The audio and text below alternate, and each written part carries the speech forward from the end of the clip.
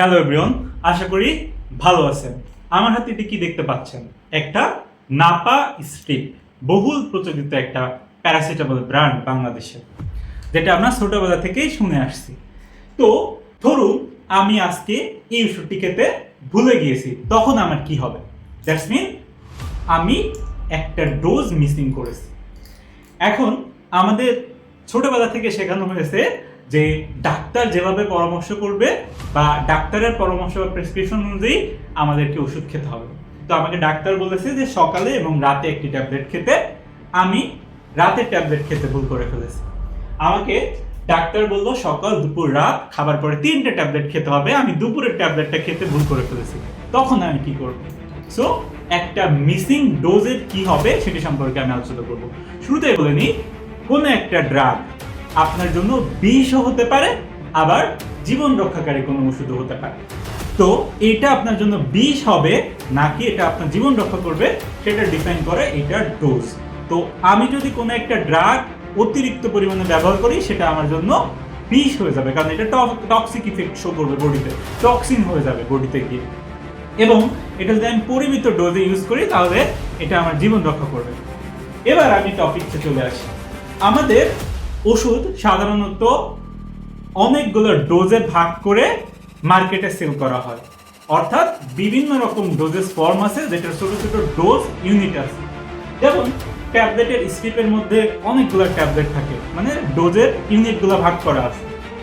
I ড্রপসের ক্ষেত্রে আপনাকে বলে দেওয়া হয় যে 2 ফোঁটা বা 3 ফোঁটা করে আপনি চোখে ব্যবহার করবেন, এটারও ডোজেস ইউনিট আছে, সেটা হচ্ছে কয় ফোঁটা আপনি ব্যবহার করবেন। আবার ক্যাপসুল, তো ক্যাপসুলের ডোজেস ইউনিটগুলো আলাদা। তারপর অয়েন্টমেন্টও আপনি কয়বার লাগাবেন আপনার আক্রান্ত স্থানে সেটাও ডক্টর আমাদের প্রেসক্রাইব করে। তো মূলত একটা মিসিং ডোজের ক্ষেত্রে কি হবে?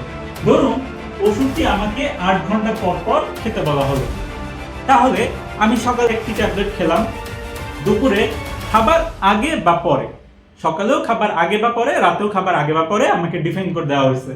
তো যখনই ডিফাইন করে দেওয়া হয়েছে তখন ওষুধটা তখনই খেতে হবে। খাবার আগে ডিফাইন করে দেওয়া হয় কেন? কারণ ওইটা খালি পেটে ভালো কাজ করে। খাবার পরে ডিফাইন করে দেওয়া হয় কেন? কারণ এটা ভরা পেটে ভালো কাজ করে। এখন সকালে আমি এটা খাবার পরে একটা ওষুধ খেলাম, দুপুরেও খাবার পরে খাওয়ার কথা ছিল, রাতেও এটা খাবার পরে খাওয়ার কথা ছিল, দুপুরের ডোজটা আমি মিসিং করলাম। এইবার যদি আমার দুপুরে খাবার পরে আধা ঘন্টা, 1 ঘন্টা বা 2 ঘন্টা পরে মনে পড়ে যে আমি একটা ডোজ মিস করে ফেলেছি, তখনই সাথে সাথে আপনি ওষুধটি খেয়ে নেবেন। সাথে সাথে আপনি কি করবেন? ওষুধটি খেয়ে নেবেন। কারণ 2 ঘন্টা লেট করে খাওয়ার কারণে হয়তো আপনার প্লাজমা লেভেল, অর্থাৎ আপনার রক্তের মধ্যে এই ড্রাগের কনসেন্ট্রেশন কিছুটা চেঞ্জ হবে, বাট এটার কোনো মহা বড় বা মস্ত বড় ইফেক্ট আপনার বডিতে পড়বে না। কিন্তু আপনি যদি দুপুরে ডোজ মিস করে রাতে একসাথে 2টি ট্যাবলেট খাওয়ার চিন্তা করে থাকেন তাহলে এটা অবশ্যই ভুল, কারণ এটা আপনার বডিতে কনসেন্ট্রেশন ড্রাগের হঠাৎ করে অনেক বাড়াই দিবে, অর্থাৎ আপনার যে কাঙ্ক্ষিত ইফেক্টটা পাওয়ার কথা সেটি আপনি পাবেন না। এবার আসি 12 আওয়ার্স পর পর যদি আপনাকে খেতে বলা হয়, 12 ঘন্টা পর পর, যেমন ধরুন সকালে একটা বললো আর রাতে একটা বললো খেতে, তো তখন আপনি সকালের ট্যাবলেটটা খেতে ভুলে গেছেন।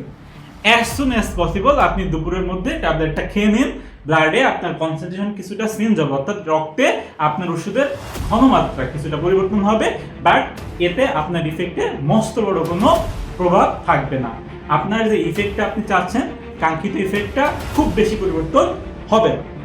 কিন্তু আপনি যদি রাতে একসাথে 2টা ট্যাবলেট খাওয়ার চিন্তা করেন, বা সকালে ডোজ মিসিং হয়েছে রাতে আপনি সকালে 2টা ট্যাবলেট খাওয়ার চিন্তা করেন, তাহলে এটা কি হবে? সাময়িক সময়ের জন্য আপনার রক্তে ওই ওষুধের ঘনমাত্রা বাড়াই দিবে, আপনি কিন্তু কাঙ্ক্ষিত ইফেক্টটা পাবেন না, টক্সিক ইফেক্ট পাওয়ার সম্ভাবনা আছে। যেমন ধরুন আপনার ওষুধটা যদি হয় অ্যান্টি ডায়াবেটিক ওষুধ, হঠাৎ করে আপনি 2টা একসাথে খাইলেন, গ্লুকোজ লেভেল অনেক ফল করতে পারে, আপনি হঠাৎ করে মাথা ঘুরে পড়ে যেতে পারেন। এরপর আর 2টা ফ্যাক্টর আমার এখানে কাজ করে, একটা হচ্ছে ক্রনিক ডিজিজ, একটা হচ্ছে অ্যাকুইট ডিজিজ। ক্রনিক ডিজিজের ক্ষেত্রে কি হয়? ওষুধটা দীর্ঘদিন ধরে আমি ব্যবহার করতেছি, তাই না? যদি আমি একটা ডোজ মিসিং করি, যেহেতু আপনার এটা ক্রনিক ডিজিজ, সেহেতু আপনার স্বল্প মাত্রায় বডিতে একটা প্রভাব পড়তে পারে। কারণ আপনি যদি হাই ব্লাড প্রেশারের পেশেন্ট হন, বা আপনি যদি ডায়াবেটিস পেশেন্ট হন, আপনি যদি ওষুধটা নিয়মিত না খান, একটা ডোজ মিসিং করেন, তাহলে এই যে ক্রনিক ডিজিজটা, হাই ব্লাড প্রেশার বা ডায়াবেটিস, এইটা কিছুটা নিয়ন্ত্রণের বাইরে চলে যাবে। কিন্তু আপনি যে হঠাৎ করে এটার কারণে মারা যাবেন এমন একটা কিছু পরিস্থিতি তৈরি হতে পারে না। এখন আসি অ্যাকুইট ডিজিজের ক্ষেত্রে কি ঘটনাটা ঘটে। অ্যাকুইট ডিজিজ মানে হচ্ছে যে কোনো একটা ড্রাগ আমি ব্যবহার করব হঠাৎ করে আমার বডিতে আসা কোনো একটা রোগের কারণে। সাপোজ আপনি হঠাৎ করে নিউমোনিয়াতে আক্রান্ত হলেন, নিউমোনিয়াতে আক্রান্ত হয়েছেন, মাত্র গত 1 সপ্তাহ ধরে অ্যাকুইট নিউমোনিয়াতে আক্রান্ত হয়েছেন, আপনি কারো কাছ থেকে ব্যাকটেরিয়াটা পাইছেন আপনার শরীরে বা সংক্রমিত হয়েছেন, তখন আপনি যদি একটা অ্যান্টিবায়োটিক ডোজ মিসিং করেন তাহলে কিন্তু ওই ব্যাকটেরিয়াগুলো রেজিস্ট্যান্স হয়ে যেতে পারে এবং আপনার এই রোগটা কিন্তু সারবে না। বা কারো হঠাৎ করে বডিতে কোনো একটা অপারেশন করা হয়েছে কোনো একটা কারণে, সে একটা পেইন কিলার খাচ্ছে, সে যদি পেইন কিলারটা মিসিং করে তাহলে ওই সাময়িক সময়ের জন্য তার বডিতে একটা ইফেক্ট পড়বে, অর্থাৎ তার পেইনটা রিলিফ হবে না। এটা হচ্ছে অ্যাকুইট কন্ডিশন। আর ক্রনিক কন্ডিশন কি, যে লং টার্ম আপনি ওষুধ খাচ্ছেন, আপনি 2 মাস ধরে একটা ওষুধ খাচ্ছেন, তার মধ্যে একটা ডোজ মিসিং করছেন। তো এই ক্রনিক কন্ডিশনের ক্ষেত্রে এইটার পরিস্থিতি খুব বেশি একটা ভয়াবহ হয় না, যদিও আপনার রোগটা একটু নিয়ন্ত্রণের বাইরে চলে যেতে পারে, কিন্তু অ্যাকুইট ডিজিজের ক্ষেত্রে আপনার কিন্তু ডোজ মিসিং এর সতর্কতা অবশ্যই অবশ্যই অবলম্বন করতে হবে। ধন্যবাদ সবাইকে। ভিডিওটা ভালো লাগলে সঙ্গে থাকবেন এবং সবাইকে শেয়ার করে ছড়িয়ে দিবেন।